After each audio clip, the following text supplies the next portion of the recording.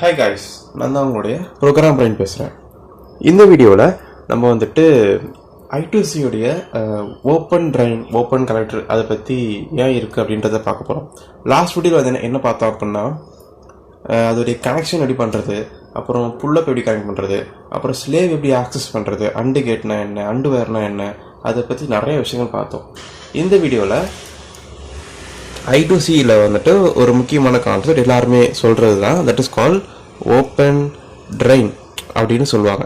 அதாவது இது ஓப்பன் கலெக்டர்னு கூட சொல்லலாம், அது எப்படிலாம் சொல்லிக்கலாம். பட் I2Cக்குள்ளே மாஸ்ஃபெட் அப்படிங்கிற ஒரு தான் கனெக்ட் பண்ணியிருப்பாங்க, அதனால தான் ஓப்பன் ட்ரைன்னு சொல்கிறாங்க. இதே டிரான்சிஸ்டர் அந்த மாதிரியான விஷயங்கள் கனெக்ட் பண்ணி தான் அது கலெக்டர்னு சொல்லுவாங்க. ஸோ இது டிஃப்ரென்ஸ் நமக்கு தெரியும். ஸோ I2C வந்துட்டு ஓப்பன் ட்ரைன் சொல்கிறாங்க. எதுக்கு ஓப்பன் ட்ரைன் சொல்லணும், ஃபஸ்ட்டு நாம் அதை புரிஞ்சுக்கணும். ஓகே, ஓப்பன் ட்ரைனுக்கு முன்னாடி சில நம்ம போர்ட் பியில் நமக்கு பிக்கில் தெரியும். பிக்கில் வந்துட்டு போர்ட் பியில் வந்துட்டு என்ன இருக்குன்னா ஒரு ஃபீச்சர்ஸ் இருக்குது. அது என்னென்னா இன்டர்னலாக ஒரு சில புல்லப் இருக்கும், எல்லாருக்கும் தெரியும் இல்லையா, இன்டர்னல் புல்லப். நம்ம வீடியோவில் கூட டைம் ரீடில் வந்துட்டு ஆப்ஷன் ரெஜிஸ்டர் அப்படின்ற இதில் போய் நீங்கள் கை வச்சாலே போதும், பிக்கில் இருக்கக்கூடிய போர்ட் பி இருக்கக்கூடிய எல்லா பின்னுமே ஆன் ஆகும், அதாவது ஐ ஸ்டேட்டு இருக்கும். ஸோ புல்லப் வந்து ஆக்டிவேட் பண்ணி விட்டோம் நம்ம போர்ட் பியில். ஸோ புல்லப் நமக்கு இருக்குன்னு தெரியும். ஆனால் I2Cயில் இன்பில்ட் புல்லப் இல்லைன்னு சொல்கிறாங்க. அது என்ன மீனிங் அப்படின்னா, இப்போ நம்ம இன்னும் கொஞ்சம் அடுத்த கட்டத்துக்கு போகலாம். Let's go. இது இப்படி ஞாபகிக்கோங்க, இதை எப்படி ஞாபகிக்கோங்க, மறந்துடாதீங்க. இது நான் அடுத்த கட்டத்துக்கு போகிறேன். I2Cக்கு ஒரு ஸ்பீடு இருக்குது, நமக்கு எல்லாருக்கும் தெரியும். ஸோ என்னென்ன ஸ்பீடில் ஒர்க் ஆகுது அப்படின்னா 100 kHz ஒர்க் ஆகும், 200 kHz ஒர்க் ஆகும், 400 kHz அது மேக்ஸிமம். அதோட இப்போ என்ன கண்டுபிடிச்சிருக்காங்கன்னா 5 MHz ஒர்க் ஆகிற மாதிரி விட அட்வான்ஸாக சில கண்டுபிடிச்சிருக்காங்க. வெர்ஷன் 3ன்னு சொல்கிறாங்க.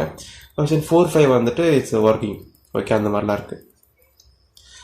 இப்போ வந்துட்டு நம்ம இந்த மாதிரி ஸ்பீடெல்லாம் அச்சீவ் பண்ணுறதுக்கு யார் ஹெல்ப் பண்ணுறா, இந்த மாதிரி ஸ்பீடுனா யார் ஹெல்ப் பண்ணுறா அப்படின்னா அந்த I2C பஸ் இருக்கு இல்லையா, அந்த I2C லைன் STA அப்புறம் SEL அந்த லைனுக்கு பின்னாடி யார் இருக்கா அப்படின்னா கெப்பாசிட்டன்ஸ் அப்படின்னு சொல்லிட்டு ஒரு சர்க்கியூட் இருக்குது.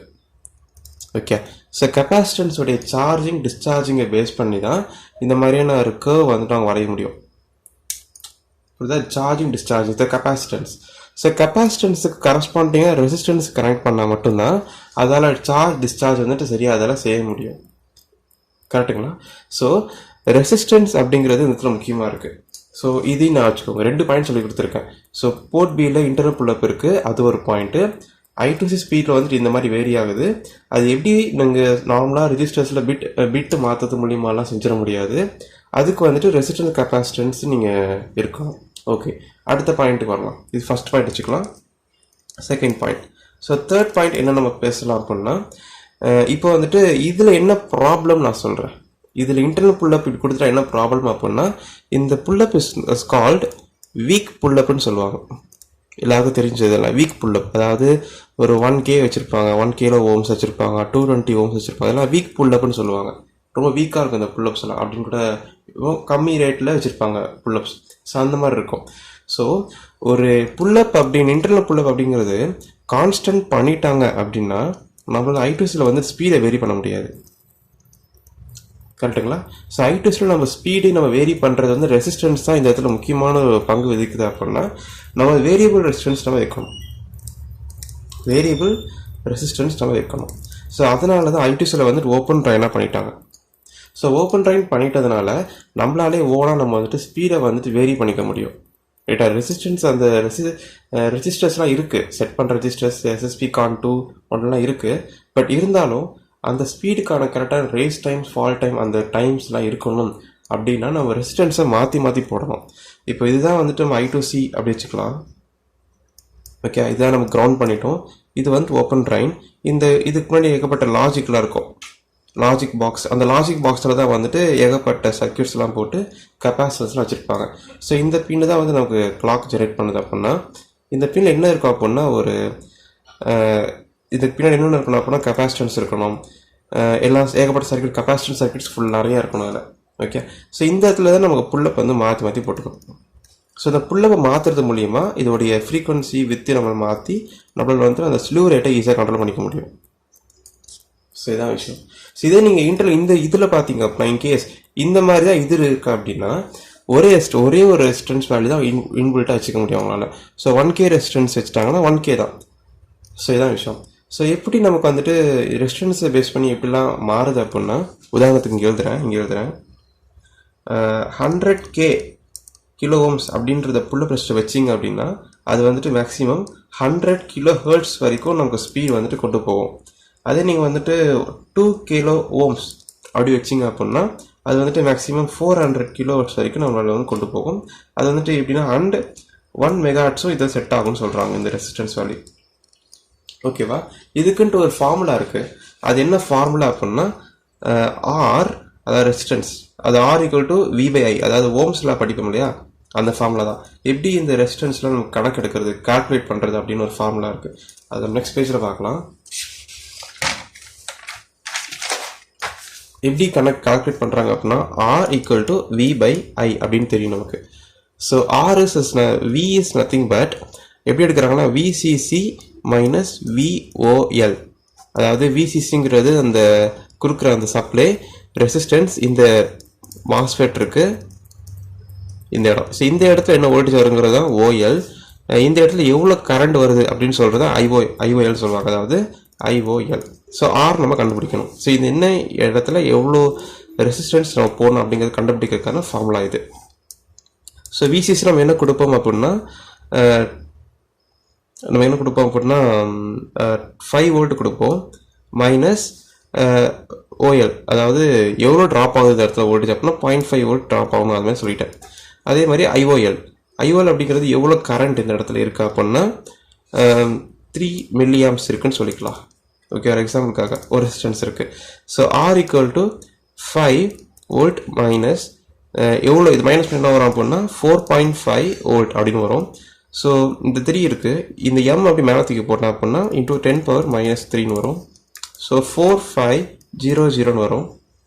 கரெக்டாக 3 இதை செஞ்சிங்க அப்படின்னா 1500 வரும்.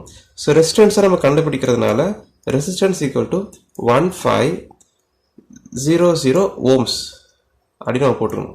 ஸோ இந்த மாதிரியான ஒரு வேல்யூவை தான் நம்ம இங்கே புல்லப் போடணும்.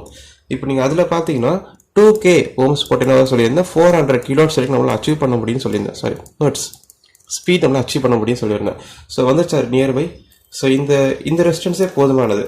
ஒரு I2C பஸ்ஸுக்கு 1.5 கிலோ ஓம்ஸ் போட்டாலே போதும், நம்மளால் வந்துட்டு ஒரு இந்த மாதிரி ஹை ஸ்பீட் நம்மளால் அச்சீவ் பண்ண முடியும் நம்மளால். ஸோ 2 கிலோஸ் போட்டாலும் ஓகே தான், but 1.5 is more then enough. கரெக்டுங்களா? ஸோ இப்படி தான் ஒரு கால்குலேஷன் போடணும். எக்ஸாம்பிள் கால்குலேஷன் தான் இது. It's not only this one. Example calculation போட்டு காட்டியிருக்கேன். ஸோ இந்த மாதிரி ரெசிஸ்டன்ஸை மாற்றி நம்மளால் அப்ளை பண்ணணும் அப்படின்ற ஒரு காரணத்துக்காக தான் உருவாக்கப்பட்டது ஓப்பன் ட்ரைன். ஸோ ஓப்பன் ட்ரைனோட ஃபீச்சர்ஸ் இது மட்டும் தானே அப்படின்னு கேட்டிங்கன்னா இது மட்டும் கிடையாது. ஓப்பன் ட்ரைனாக இருக்கக்கூடிய ஒரு சர்க்கியூட்டுக்கு அதோட ஸ்பீட் வந்துட்டு டிஃபால்ட்டாக அதிகமாக தான் இருக்கும். நீங்கள் நெட்டில் போய் சர்ச் பண்ணி பாருங்கள். 7409 அப்படின்ற ஒரு ஐசி இருக்குது. அதாவது ஒரு அண்டுகேட் ஐசி. ஸோ இந்த அண்டுகேட் ஐசியில் வந்துட்டு நீங்கள் இது வந்துட்டு எப்படி இருக்கும் அப்படின்னா ஓப்பன் கனெக்டர் தான். ஓப்பன் கனெக்டர், ஏன்னா இதை படிக்கும்போது எனக்கு I2C பற்றி புரிஞ்சுக்கிட்டேன் நான். ஸோ இந்த ஐசியை பற்றி நீங்கள் ஃப்ரீ டைமில் இருந்ததுன்னா ஸோ இதை பற்றி படித்து பாருங்கள். இது வந்துட்டு ஒரு ஹை ஸ்பீடு தான். ஹை ஸ்பீட் கம்யூனிகேஷனுக்கு யூஸ் பண்ணக்கூடிய ஒரு logic gate IC. It's not high speed. ஒரு மற்ற நார்மலாக இருக்கக்கூடிய அண்டு கேட்டை விட ஹை ஸ்பீடாக இருக்கும். உதாரணத்துக்கு நம்ம லேபில் யூஸ் பண்ணக்கூடிய ஐசி பேர் வந்து 7408 யூஸ் பண்ணுவோம். அதோடைய வேல்யூ வந்துட்டு 19 நானோ செகண்ட்ஸ் ஸ்விட்சிங் ஸ்பீட் இருக்குது அப்படின்னா 7409க்கு வந்துட்டு 40 நானோ செகண்ட் ஸ்விட்சிங் ஸ்பீட் இருக்கும். ஸோ டிஃப்ரென்ஸ் இருக்கு இல்லையா, ஹை ஸ்பீடாக இருக்குது ரொம்ப. இவ்வளோ செகண்டில் ரொம்ப வேகமாக வந்து ஸ்விட்சிங் ஸ்பீட் இருக்குன்னு சொல்கிறாங்க இது கம்பேர்ட் டு திஸ். ஸோ ரொம்ப டிஃப்ரென்ஸ் இல்லை, பட் இருந்தாலும் இந்த மாதிரி ப்ரோட்டோகால் கம்யூனிகேஷன் போகும்போது இதோட கம்மியாக இருக்கிற நானோ செகண்ட்ஸில் ஐசி தான் யூஸ் பண்ணுவாங்க. ஸோ இந்த ஐசி ஃப்ரீ டைமில் தான் படிச்சு பாருங்கள் என்ன சொல்லியிருக்காங்க அப்படின்ட்டு. ஸோ இதுதான் கான்செப்ட். ஸோ ஓப்பன் ட்ரைன் எதுக்காக திரும்ப நான் சொல்கிறேன், எதுக்காக அப்படின்னா ரெசிஸ்டன்ஸ் வேல்யூவை நமக்கு ஏற்ற மாதிரி மாற்றிக்கணும். ஸோ அதுக்காக தான் ஓப்பன் கலெக்டர்னு நம்மக்கிட்ட ஆப்ஷன்ஸ் கொடுத்துட்டாங்க. நீங்கள் என்ன வேணால் வேல்யூ தூக்கி உள்ளே போட்டுக்கோங்க, அந்த ஃபார்முலா யூஸ் பண்ணி நீங்கள் என்னென்ன வேல்யூ போட்டுக்கோங்க அப்படின்றது நம்மள்கிட்ட ஆப்ஷன்ஸை கொடுத்துட்டாங்க. ஸோ இதான் அதோடைய ஃபீச்சர்ஸ். ஓகே, ஸோ நெக்ஸ்ட் வீடியோவில் நம்ம I2C ஃப்ரேம் எப்படி இருக்குது அப்படிங்கிறத பார்க்கலாம். ஸோ இந்த வீடியோ உங்களுக்கு பிடிச்சிருந்ததுன்னா லைக் பண்ணுங்கள், ஷேர் பண்ணுங்கள், சப்ஸ்கிரைப் பண்ணுங்கள். And another is bye from program brain and have a nice day guys. Bye.